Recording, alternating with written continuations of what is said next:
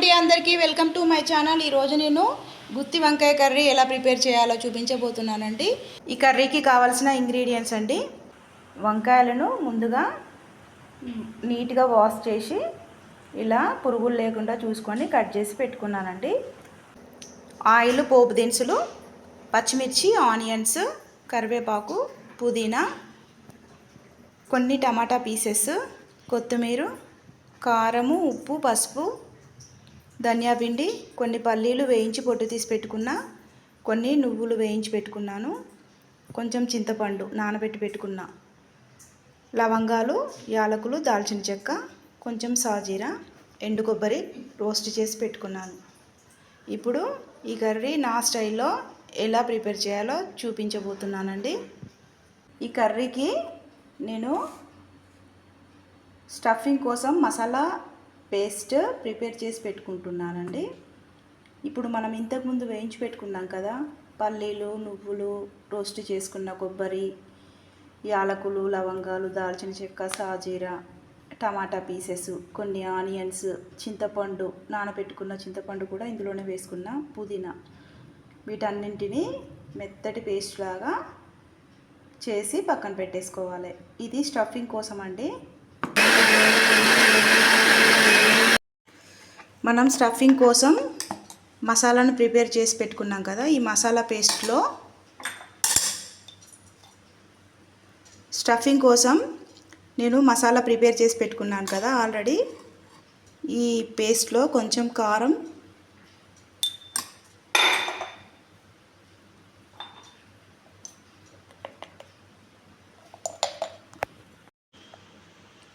కొంచెం ఉప్పు,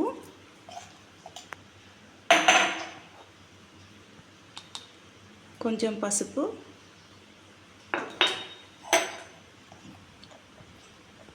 కొంచెం ధనియాల పిండి, అల్లం వెల్లుల్లి పేస్ట్ వేసుకోవాలి. స్టఫింగ్ కోసం మసాలా పేస్టును ప్రిపేర్ చేసి పెట్టుకున్నా కదా, ఇందులో కొంచెం కారం, ఉప్పు, పసుపు, ధనియా పిండి, అల్లం వెల్లుల్లి పేస్ట్ వేసుకొని మిక్స్ చేసుకొని రెడీ చేసి పెట్టుకోవాలి ఇలా. ఇప్పుడు స్టవ్ వెలిగించుకొని స్టవ్ మీద ఒక గిన్నె పెట్టుకొని కొంచెం ఆయిల్ వేసుకోవాలి. ఇప్పుడు ఒక్కొక్క వంకాయ ఫ్రై చేసుకోవాలి గిన్నెలో వేసుకొని.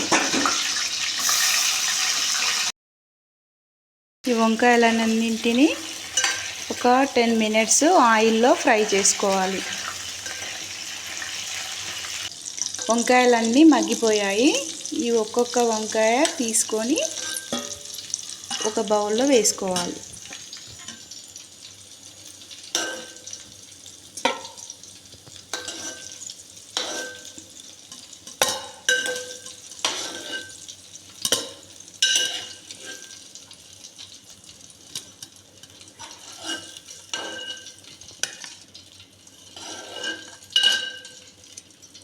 ప్రిపేర్ చేసి పెట్టుకున్న ఈ స్టఫింగ్ని ఈ వంకాయలో ఇలా పెట్టేసుకోవాలి.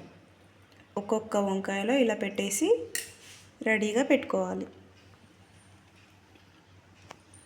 ఈ విధంగా ఒక్కొక్క వంకాయలో ఈ స్టఫింగ్ని పెట్టుకొని ఇలా రెడీ చేసి పెట్టుకోవాలి. ఇప్పుడు ఈ మిగిలిపోయిన ఆయిల్లోనే కొన్ని పోపు దినుసులు వేసుకోవాలి, కొన్ని పచ్చిమిర్చి వేసుకోవాలి, కొంచెం కరివేపాకు వేసుకోవాలి. ఈ స్టఫ్ చేసి పెట్టుకున్న వంకాయ పీసులన్నీ ఈ గిన్నెలో వేసుకోవాలి. ఈ వంకాయలని ఒకసారి 5 మినిట్స్ ఇలా మిక్స్ చేసుకోవాలి.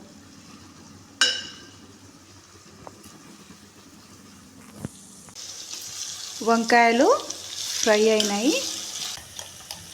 ఈ మిగిలిపోయిన స్టఫింగ్ అంతా ఇందులో వేసేసుకోవాలి. ఒకసారి అంతా మిక్స్ చేసుకోవాలి. ఈ మిగిలిపోయిన స్టఫింగ్ గిన్నెలో వేసుకున్నాక ఒకసారి 5 మినిట్స్ మగ్గించుకోవాలి. ఒకసారి మూత తీసి చూద్దాం. ఆయిల్ పైకి వచ్చింది. ఇప్పుడు కొన్ని వాటర్ యాడ్ చేసుకోవాలి. కొన్ని వాటర్ యాడ్ చేసుకొని ఒకసారి మిక్స్ చేసుకోవాలి. ఆయిల్ అంతా పైకి వచ్చేంత వరకు మళ్ళీ ఒక 5 మినిట్స్ మగ్గించుకోవాలి. మూత పెట్టేసుకుందాం. ఒకసారి మూత తీసి చూద్దాం ఫైనల్గా.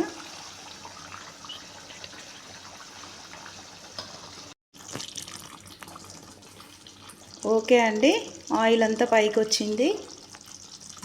ఇప్పుడు ఫైనల్గా కొత్తిమీర వేసుకొని మిక్స్ చేసుకోవాలి.